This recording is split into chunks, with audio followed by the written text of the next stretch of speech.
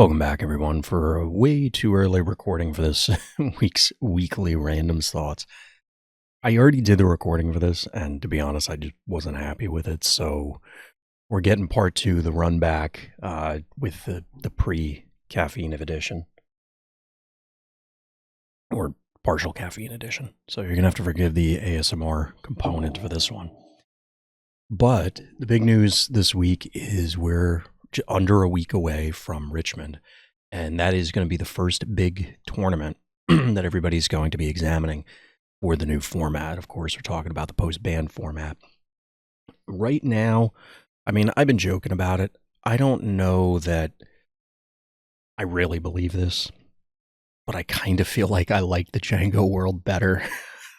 At least, I don't know. I've talked about this from a philosophical standpoint. I just personally don't really enjoy deck building anymore, and I haven't for many years. I was the quote-unquote deck building guy in my group, or at least I felt that way. I was always trying to come up with these crazy ideas and like, this is how we can attack the meta as a team, and this is how we can beat these certain pillars and things for many games for, we're talking like 10, 15 years. And I'm just kind of burnt out on it. I just want to play the game. So when it's a settled format, I'm way happier because I just want to, it's like, okay, these are the things. I like how this deck plays. I'm going to learn the ins and outs, and then that way I can navigate the good or bad matchups. And that's what informs my own feelings as far as like, well, if it's a 90-10 matchup, I'm going, nobody really likes that, but I'm less comfortable with more dramatic differences in matchups than I think most are, because I am personally not engaging with the creative element, we'll say, in deck building. And that is by my own choice, so I'm doing it to myself. But it does change how I examine the game. I treat card games more as a board game, where it's I'm choosing to play this strategy and doing it, as compared to trying to do all these other elements like figure out how to attack the meta, which I'm doing anyway, but it takes a back seat. All of that to say, at least in the Django meta, I knew what I was attacking. Now it's kind of all over the place. I did actually, and part of what prompted me to re-record this is in having conversations with other players through Discord, which, by the way, you can hit up mine, link in the description, hashtag humble plug, or humble, hashtag shameless plug. Look, I haven't got enough coffee yet. Bottom line is, in talking with a lot of other people, it seems to be a common thread. And I've had players that I greatly respect say something to the effect of, nothing has felt good to this point, and then I'm playing this because it's the thing that has felt best. Or I'm planning to play this, and then, Sabine is my fallback otherwise, sort of thing.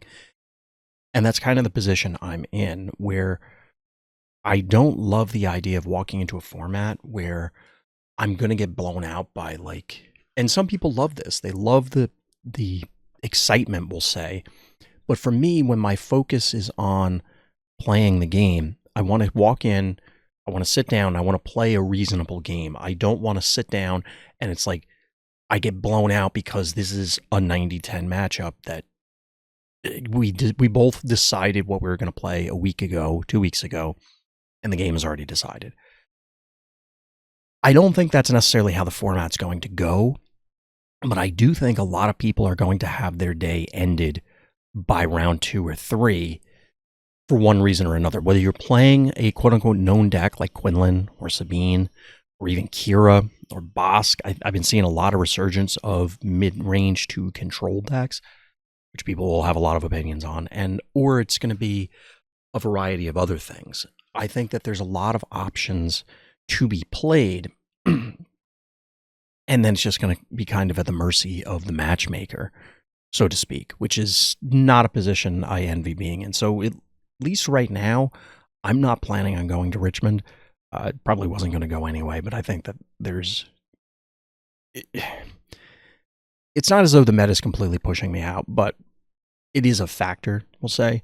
So real quick, since everybody's going to do one of these, what do I expect? I do think the rise of villain control, or like slower mid-range, your Kira's, like Kira Data Vault looks pretty good. Bosk, whether it's ramp or it's boss control, can make a resurgence. There are definitely things that it can fight.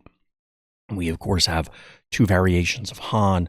You have Quinlan, you have Sabine, you have a variety of these things that are still going to be showing up, all the expected stuff. But even things like, I don't know, I keep hearing about Cad Bane and Palpatine every set. It's like, this is the set where they're going to be big. And I don't know, I'll believe it when I see it.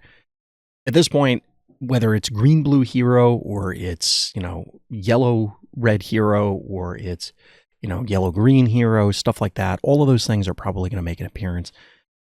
And I expect there to be a somewhat diverse top 8,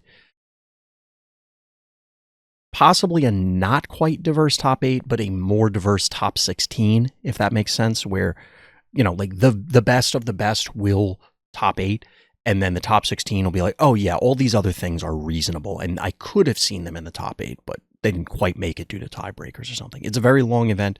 You need your deck and your play to be able to carry you through a ton of rounds. But I'm curious what other people are thinking. This is going to be an interesting format moving forward. I'm sure I'll find something that I'm comfortable with, but right now it's a bit of a struggle. But that's going to do it for this time. So as always, everybody, thank you for listening. Thank you for watching, and tune in next time for more Random's Thoughts.